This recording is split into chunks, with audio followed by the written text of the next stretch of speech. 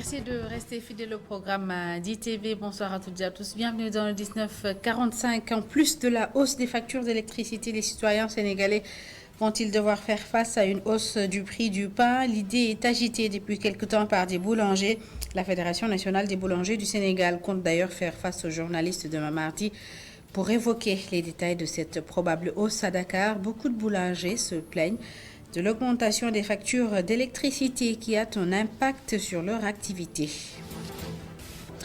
Et puis le 11 octobre dernier, la sous-préfecture de Dakar Plateau a lancé une vaste opération de désencombrement des rues de Plateau Fan.e à la place de l'indépendance. Tous les occupants de la voie publique ont été déguerpis. Les riverains se réjouissent de cette situation et insistent sur le suivi. Nos équipes ont fait un tour en ville.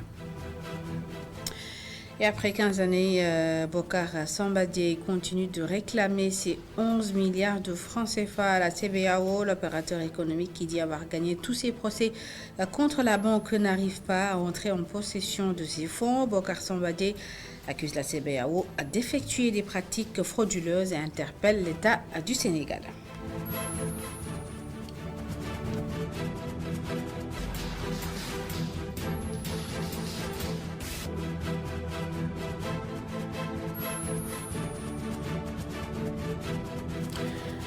Mais d'abord, le rappeur Mortal Gay, alias Niddoff, a bénéficié cet après-midi d'une liberté provisoire assortie d'un contrôle judiciaire. Il avait été placé sous mandat de dépôt le 18 janvier 2023 pour diffusion de fausses nouvelles et menaces de mort. Il est donc libre après 9 mois de détention.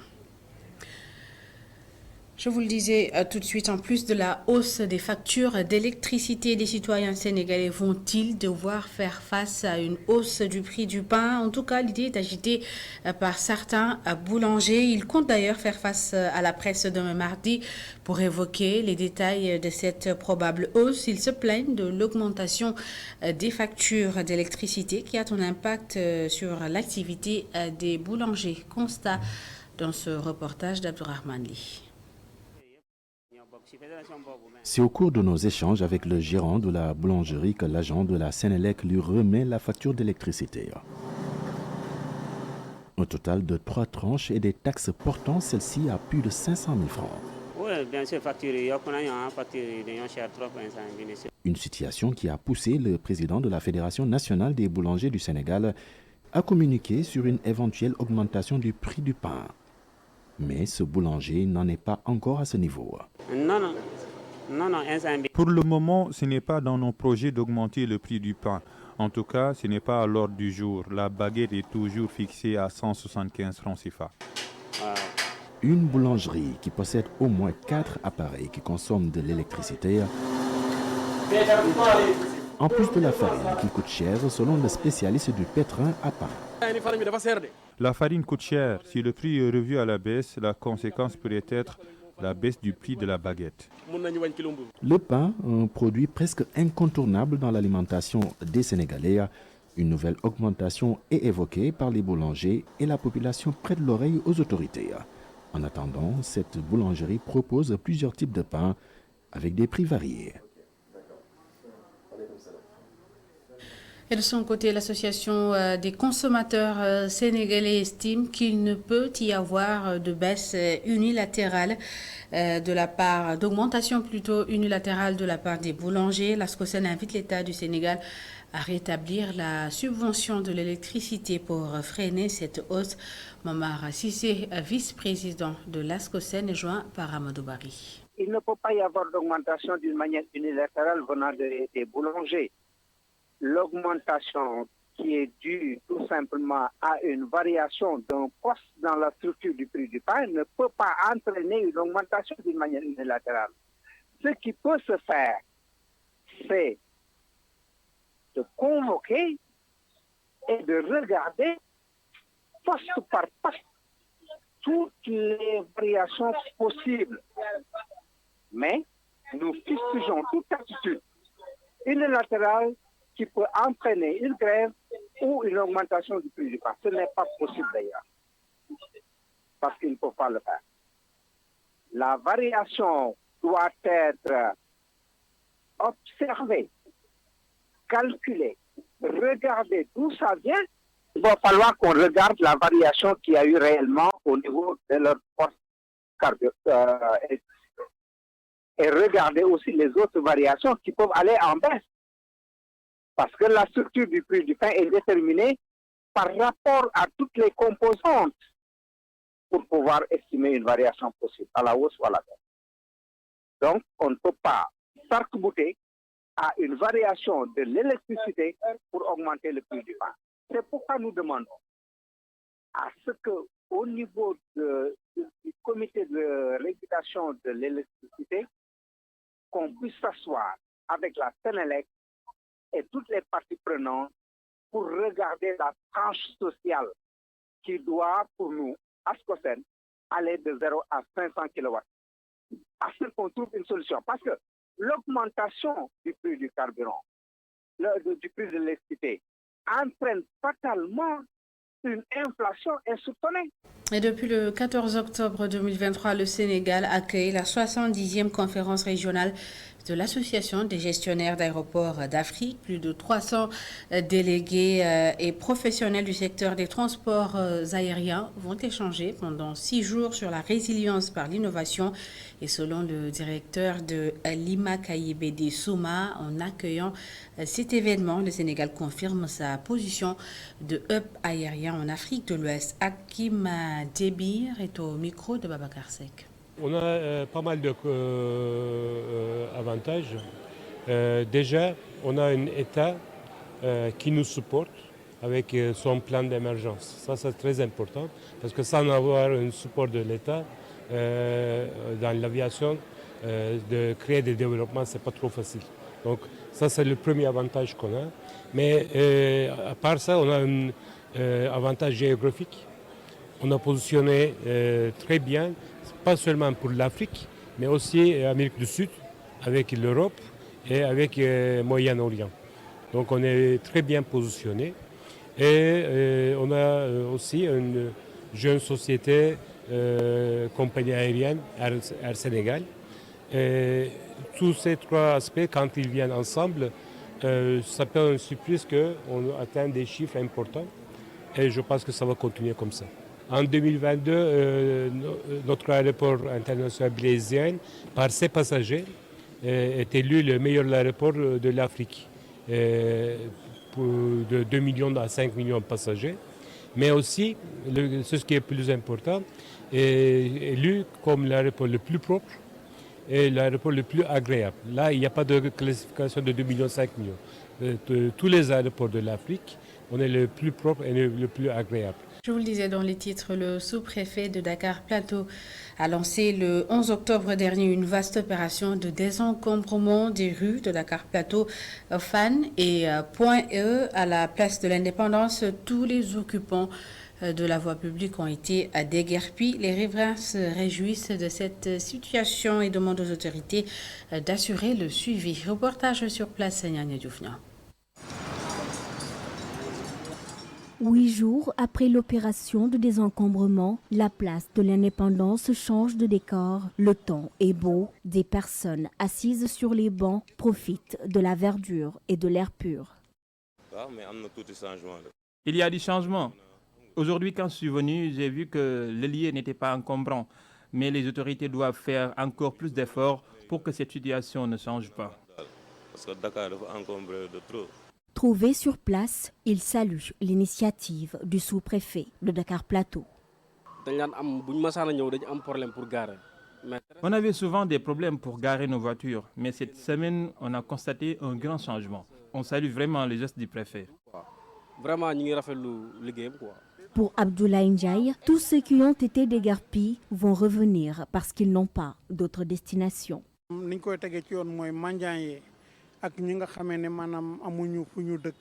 S'ils veulent que cette situation perdure, ils doivent trouver des occupations pour toutes ces personnes déguerpies ou leur proposer des formations, sinon elles vont revenir.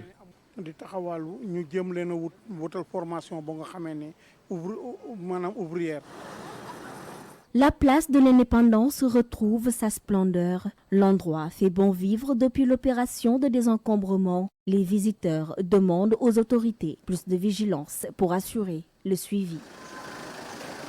Au nord du pays, la coordination nationale du programme d'urgence de modernisation des axes et territoires frontaliers a procédé ce week-end à Matam au lancement du projet de repeuplement du fleuve Sénégal. Dans cette partie du pays, la pêche fluviale est la principale activité des populations. Le PUMA a procédé donc au lancement du projet de repeuplement du fleuve en poisson.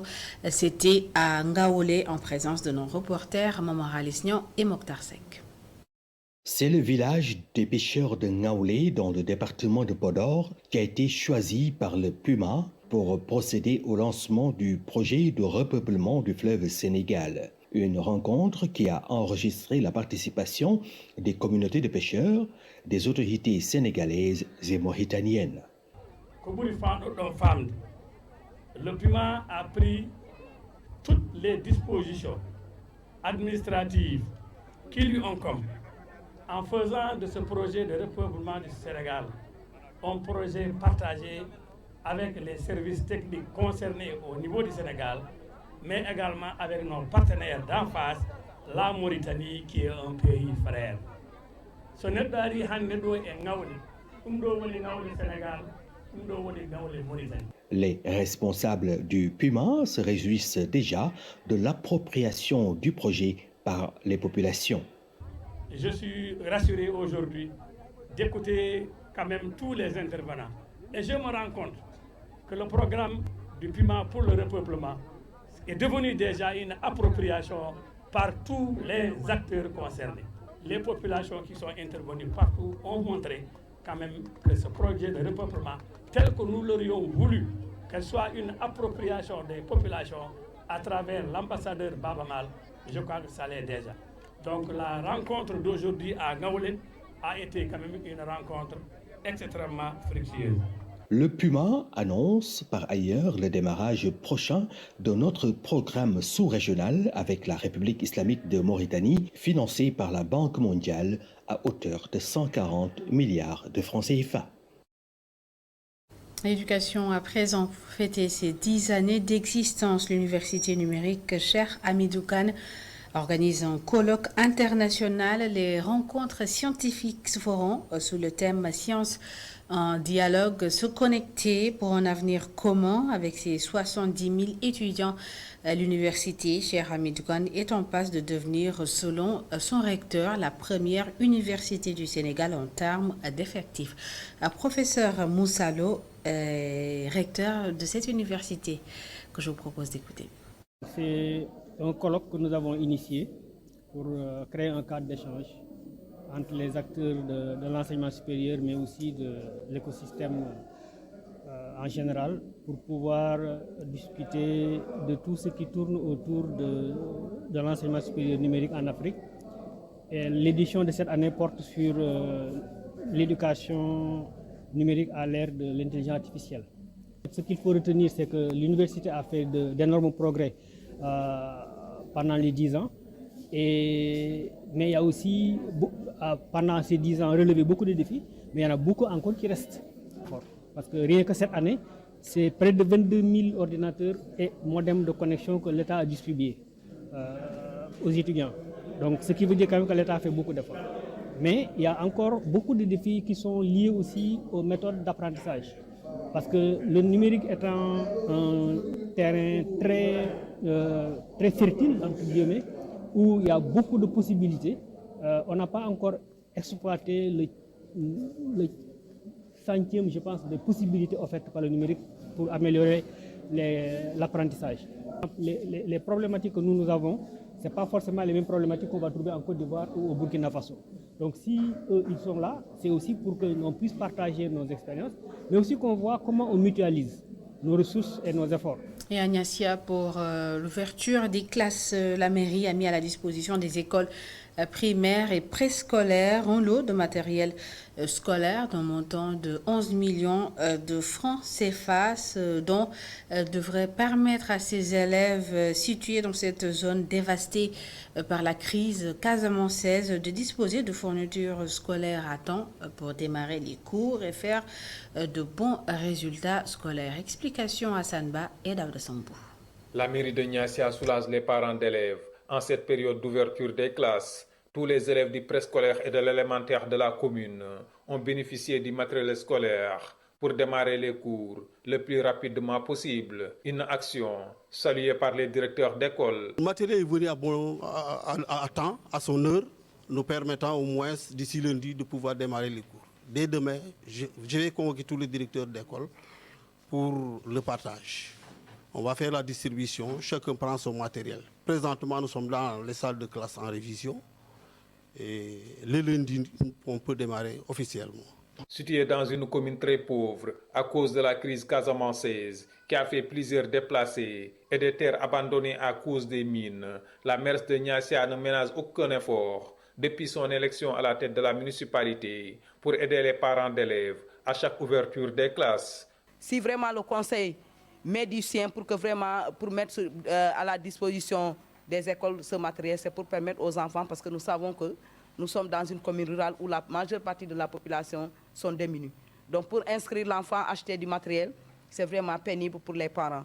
Donc ce que la mairie peut faire, c'est de leur venir en aide et leur donner de l'eau de matériel qui leur permet, vraiment, si une fois que le parent inscrit l'enfant, donc de pouvoir avoir du matériel pour démarrer les cours. Comme la mairesse de Niassia, le sous-préfet aussi ne lésine pas sur les moyens pour mettre la population dans d'excellentes conditions.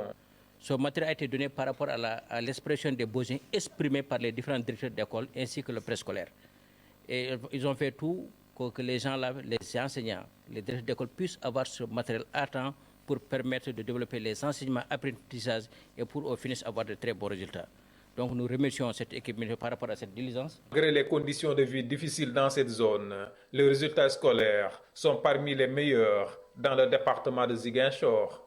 Et au même moment, à Dara Djolof, deux mouvements citoyens s'engagent dans la scolarisation des enfants. Ils ont aussi remis des kits scolaires et pris en charge les frais d'inscription de plusieurs élèves issus de familles démunies. Les donateurs ont saisi l'occasion pour sensibiliser les jeunes sur l'utilisation des réseaux sociaux. Nala Diop et Serine Thiam. Conscient que l'éducation est à la base de tout développement, le mouvement de citoyenneté nationale dénommé « Je participe » a doté 80 kits scolaires aux élèves issus des familles démunies. Environ donc 80 élèves ont reçu des kits scolaires composés de cahiers, de sacs, de gourdes et de matériel géométrique. Donc on va continuer selon les besoins, par exemple, de l'heure. D'autres activités seront menées à l'endroit de la population. Activités qui consisteraient toujours à aider ceux-là qui en ont besoin. Comme chaque année depuis 2017, au moment de la rentrée scolaire, Idrissa Samb, président du mouvement citoyen DEM, Djolof en marche, met un point d'honneur à aider les orphelins. Aujourd'hui, on a pu aider plus de 150 potaches. Du primaire à la terminale, on a pris en charge l'ensemble de leurs frais d'inscription. L'ensemble des frais d'inscription et même au-delà, on a pu aider plus de 150 potaches. En tout cas, ça dépasse le million. Les généreux donateurs ont saisi l'occasion pour sensibiliser les élèves sur les avantages et inconvénients des réseaux sociaux. Malheureusement, c'est le revers de la médaille qui est là. Au lieu de l'utiliser, ils passent tout leur temps à être dans le WhatsApp, dans les statuts, dans les YouTube, TikTok, etc. Alors que ça ne fait que les distraire. Donc je les exhorte à utiliser le côté positif des réseaux sociaux parce que tout n'est pas mauvais. Et qu'ils redoublent d'efforts pour qu'à la fin, en tout cas, de l'année scolaire, pour qu'ils puissent mériter, en tout cas, cette donation-là, qu'ils fassent des résultats et qu'ils, en tout cas, participent aussi de la manière la plus convenue à l'évolution et au développement, en tout cas, de leur localité. De leur côté, les parents d'élèves apprécient ces deux gestes à leur juste valeur. 15 ans après le contentieux, Bokar Sambagay continue toujours de réclamer ses 11 milliards à la CBAO. L'opérateur économique qui dit avoir gagné tous ces procès n'arrive toujours pas à entrer en possession de son dû. En conférence de presse ce matin, Bokar Sambagay accuse la CBAO d'effectuer des pratiques frauduleuses et interpelle l'État du Sénégal. Khadija Nadjouf pour les détails. 15 années maintenant que Bokar Sambagay court toujours derrière les 11 milliards que lui doit la CBAO. Et tous les experts qui ont été désignés par la justice jusqu'à présent ont fait le rapport d'expertise pour donner vérité à Bocar Samba Dièye. Je ne pense pas qu'à l'issue de cela, une autre décision puisse sortir que la décision demandant tout bonnement à la CBAO de payer à Bocar Samba Dièye les montants frauduleusement débités de son compte. Il est temps que la CBAO rembourse ou bien paye les 11 milliards frauduleusement débités du compte de Bocar Samba Dièye. Ce qui a toujours été prouvé par la justice jusqu'à ce qu'une autre décision sortie de nulle part, selon Famara Cissé, le président de l'ACSIF, s'y ajoute. À notre grande surprise, une décision de justice donne raison à la CBAO alors que Bocar n'était même pas au courant. Il a été, selon eux, jugé à défaut. Alors que monsieur Bocar Samba Dièye a 3 cabinets d'avocats. Il n'est même pas au courant de cette conciliabule ou bien de cette audience, entre guillemets, qui puisse donner raison à la CBAO. Cette dernière dénonce une pratique peu orthodoxe de cette institution financière qu'est la CBAO. Vous voyez que depuis pratiquement une semaine, ces travailleurs sont en grève. Cela dénote. C'est une banque qui a des pratiques, qui a des procédés frauduleux. Pour Bocar Samba Dièye et l'ACSIF, aucune banque ne doit être au-dessus de la loi. Si elle rembourse ou elle paye Bocar Samba Dièye, elle risque d'aller en faillite. La deuxième chose, c'est que les décisions de justice, les banques ne sont pas exécutables. Ça, il faut le dire. Si vous devez de l'argent à la banque, l'exécution de la décision est automatique. La banque saisit vos biens. Mais si c'est la banque qui vous doit de l'argent, on a toutes les difficultés pour exécuter une décision de justice contre une banque au Sénégal et ce n'est pas normal. Après 11 appels faits, la CBAO ne s'en est toujours pas sortie. Bocar Samba Dièye n'arrive toujours pas à mettre la main sur son argent. Il interpelle l'État du Sénégal. Khadija Diouf, merci. Un mot de sport. À présent, le Sénégal et le Cameroun s'affrontent en ce moment même en France au stade de Lens en match amical. Les Sénégalais mènent par 1-0. Nous sommes à la 71e minute de jeu et le but a été marqué par Sadio Mané à la 35e minute de jeu par penalty. C'est la fin de cette édition. Merci à toutes et à tous de l'avoir suivi. Merci de votre fidélité. L'info continue sur remedia.sn.